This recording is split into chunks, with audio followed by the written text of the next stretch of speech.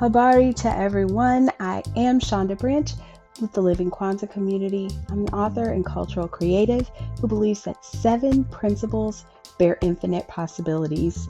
I'm using this channel and my work here to build stronger families, communities, and futures by helping us understand that the principles of Kwanzaa present us with a lifestyle opportunity. We can use those principles 365 days a year. And to help us understand that more deeply, I have developed this Umoja Sprint, a 7-week series in which we are studying unity. Today's video is a recap of week 3. So let's jump into it. So let's get into it. Let's talk a little bit about our week 3 recap. So we started this week on Martin Luther King Jr. Day, also Inauguration Day, and also this is the affirmation that I planned.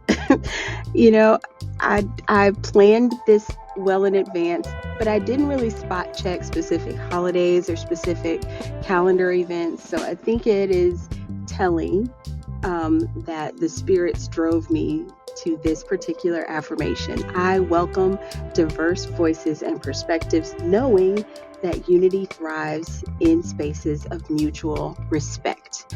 A lot of the conversation on Monday was an either or conversation. You had Team Inauguration and you had Team MLK Day.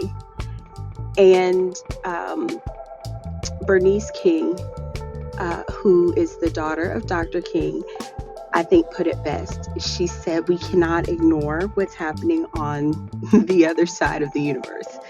And I'm very, very loosely paraphrasing that. But her sentiment was, yes, this is a day that throws into stark contrast the beliefs and the understandings of these groups of people within the nation. But we have to know what is being said and done on the other side so that we are better equipped to fight, so that we're better equipped to know and understand what their perspectives are. So I think that starting the week with this particular affirmation, it knocked me in the forehead because I know what my plan was. And I was a little under the weather that day. So a lot of the things that I had planned to do and that I really wanted to do, I didn't get around to those items either. But I did keep this in mind and understand that there are going to be some perspectives that are outside of my own, but listening and understanding those perspectives, taking those into account, is going to help me formulate my thinking and my strategy. But it also is going to foster unity because in a very real sense, there are a lot of people on that side of the fence who just don't feel heard, who just don't feel like anybody is listening to them. So I think that blending those voices and perspectives and understanding that if we don't create space for all voices to have a place, we are going to put ourselves in a dangerous position. I think that's critical for us to know and understand. So again, my affirmation is what I use to open my space.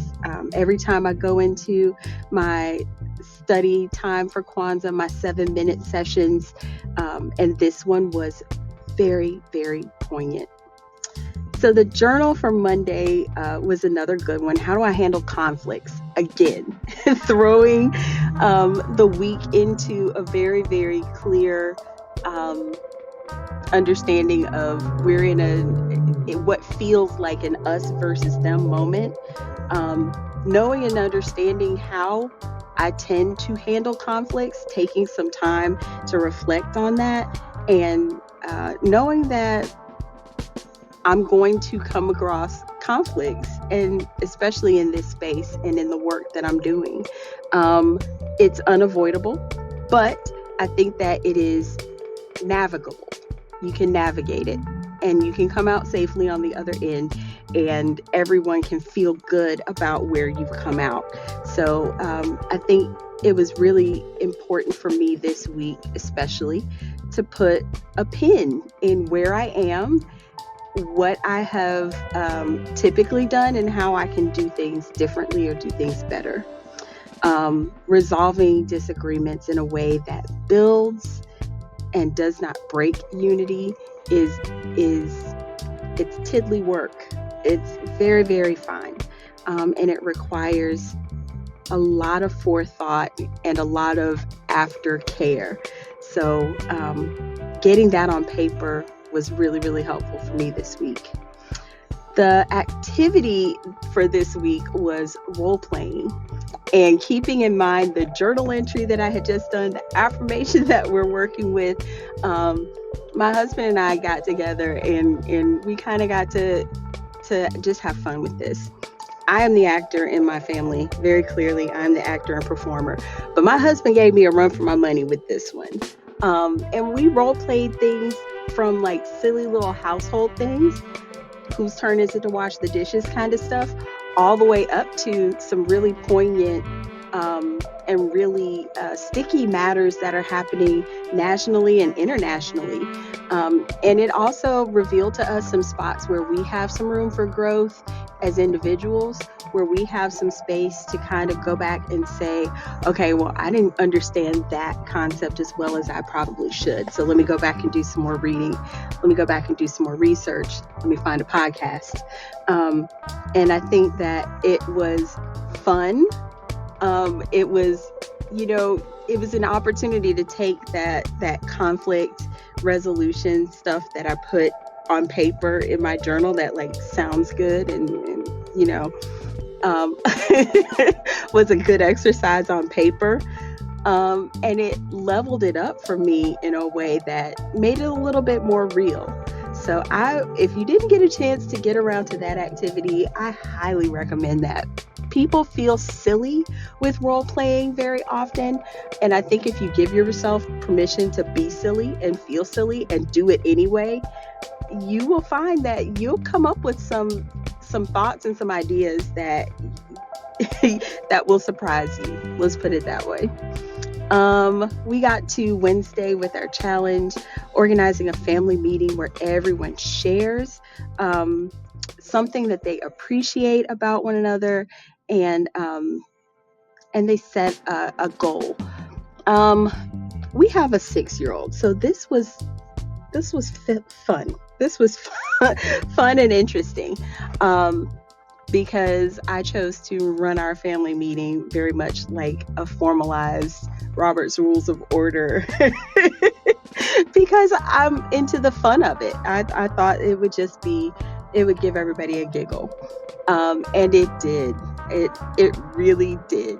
To sit down and have a formalized meeting with a 6-year-old at the table was a trip. But our 6-year-old is really, really smart and really, really with it. And she is able to recognize some things. And she said some things out loud that you would not think are rattling around in a 6-year-old's head.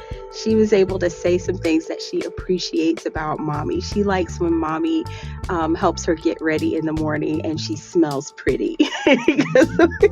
Little things make all the difference in life. And I appreciated being appreciated by my little one for little things. She appreciates when daddy gets her snacks out of the vending machine at taekwondo practice. You know, these are the kinds of things that we know are forming memories for her. And it's helping us as parents lean into how we can support her and parent her, and how we can be intentional about creating those moments. So we really had fun with that. Hearing my husband say some things that he appreciates about me, things that again you take for granted about yourself, and when a loved one points them out or says them out loud, it it's a nice little lift, a nice little pick me up. As far as the goal setting for the coming week, I'm setting a low bar because I got a lot going on for me right now. So my goals are continuing to be centered around um, consistency, which again is why I am filming this in a parking lot inside my mobile office after a birthday party with my co-producer sleeping in the back seat. I'm committing to consistency. Um, and I think that that is a big deal for me. Um, I know that everyone's goals are going to be individualized. Everyone's goals are going to be very much centered around what they need and what they expect for themselves. And so I am opting not to set big, lofty, unachievable goals. I'm committing to, continuing my Kwanzaa practice, continuing my Umoja sprint and learning specifically about unity. I'm committing to continuing to create content for you guys and to put things in front of you that I know I have needed and wanted, um, and to hope that they meet your needs as well. I really want to continue to create material that prompts people to think and gets people excited about exploring these principles more deeply. So that's my commitment. Um, the baby has some goals around school and around Taekwondo and some other things. So we all set our goals and we're going to just continue to work towards those. And I think having something weekly, this little family meeting is something that I could see becoming a regular practice in our home. It didn't take long. It wasn't all drawn out. We had fun with it. We really enjoyed each other's company and each other's presence. And that was the other thing. We had to make sure that we were present with each other. So, devices and electronics and everything had to take a back seat for those few minutes. But it was well worth it. And we had our family meeting. We enjoyed our time together. We set our goals. Everybody left feeling uplifted and feeling good. So that may be a practice that we continue for a little while. We'll see. The quote is from our good brother Barack Obama, former president. Um, and he says, "We long for unity, but we are unwilling to pay the price." Yikes. Everybody says they want to be together. Everybody says they want to get along. Everybody says they want to be unified. But when you really look at what that costs and what you have to put in terms of the work, what you have to put in terms of actually committing to each other and committing to an idea, a principle, a goal, something tangible, it costs. It costs. And going again back to our affirmation and our journal prompt, are you willing to pay the price that it takes to sit and listen to some difficult conversations? Are you willing to pay the cost in terms of figuring out um, how you can make some concessions without sacrificing your moral ground, without sacrificing your boundaries, but where are you able to create space for someone else's ideas to blend with yours or to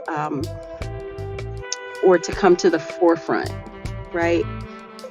Are you willing to do what it takes to resolve conflicts peaceably and intelligently and in a way that works for everyone so that everybody can leave with a win? Those are the kinds of things that are not easy to do, and they cost. Are we willing to actually pay the price that it takes to build and maintain unity? It's something to really think about and analyze. Um, Again, this quote inspired some more journaling for me. I spent well more than my 7 minutes again. Um, but it was important work, and I have not come up with a solution. So, like, that's not a thing. But I think I understand more deeply um, what it looks like to assign a cost or to assign a value to the steps that it takes to get to the unity. So that's something for everybody to take a look at. Um, our activity, be full out honest, it just didn't happen. The week got away from us. Friday night was not the time for me to be pulling out pots and pans. Saturday was not the day for me to be pulling out pots and pans.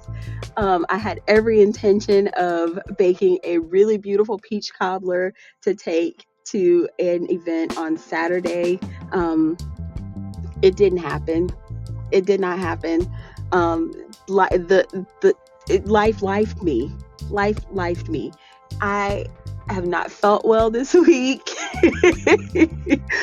I've been super duper under the weather. We had snow this week. We were out. I was working virtually. The baby was home. My husband was home. Everybody. It just didn't happen. It just didn't happen. Um, Friday was like a weird quarter of a day. There was a 2 hour delay, but then we also had homeroom thrown in there, and it was the first day we're meeting new kids. The peach cobbler didn't get made, right? Um, I say peach cobbler specifically because that is a family staple for us. I can think of very, very few occasions that more than, my immediate household has been present and we haven't had a peach cobbler. My mom used to do it, and now I do it. The baby has gotten interested in baking, so it that would have been the item to collaborate on and begin to pass that tradition down to my daughter and show her exactly how mommy does it and all of my little tips and tricks and secrets and everything. But it just didn't happen. That is going to be the case with some of these activities and some of these sprints and some of the things. I have given myself permission and given myself grace to pick and choose here what's not going to work. And that was one of those items. So in full transparency, I'm sure that would have been a lot of fun, and we probably will pick that up in the coming days. We'll get around to that. But I say all of that to say to you, don't beat yourself up. Like, this is a thing that we are doing together. Um, yes, it's fun and yes, it's thoughtful, but it's really to help you figure out how to engage Kwanzaa as an ongoing part of your lifestyle. It's not just about these big concepts of unity and these hard discussions. It's about how do we incorporate these things into our daily living. And our daily living is very, very hectic. It's busy. So if you get behind, or if you leave something out, if you put something down and come back to it later, feel free. Feel free. All of these are here for you to take and to use as you will, right? So Saturday's journal prompt I got back on board for. What place do diverse voices have in conversations on unity? So, you really got to think about exactly what diversity looks like for you. You've got to figure that out first. If diversity means age range for you, okay. If diversity means different occupations for you, okay. If diversity for you truly means having a selection from across the board of world cultures, languages, religions, backgrounds, nationalities, what does diversity actually look like to you? Then you can decide what place those voices have in building unity, right? I have said it before, I will continue to say it. Kwanzaa is for everyone. These principles are traditionally African. They will uplift and build the Black community, but we need our allies to be part of this. Number one, because it fosters and builds respect among peoples. I think it shows and highlights some commonalities that we have with other nationalities and other people groups. I think that it also helps other groups understand us more clearly and understand why our perspectives are what they are and why our thoughts are what they are. And I think that allyship practiced appropriately is going to do nothing but advance our people. So, sitting down and writing about that, getting some thoughts out of my head, getting the actual names of some friends that I would consider allies in the struggle has been a positive activity for me too. So that was our week 3. Here's a sneak peek at week 4. As you can see, we've got a ton more in store. Lots of great activities, journal prompts, your affirmation is there ready to go. Again, at any point you want to mix these up, you want to shuffle these, you want to move your affirmation around or your activity around, feel free to do so. All of these materials are put here for your benefit. All right, I won't keep you any longer. Here is your week 4 of your sprint. Please remember you can download the full calendar at flow.page/living Kwanzaa. That's where you can get this and all my other resources. You have access to this completely free of charge because I want everybody to be on board. So here it is. While this is week 4 of 7 in our Umoja sprint for a deeper understanding of unity, I still want you on board. I want you to download your calendar. I want you to share with your friends and family, and I want you to join our community. There's always space, there's always room at our table. So grab your materials, and we'll see you next week. Take care, everyone.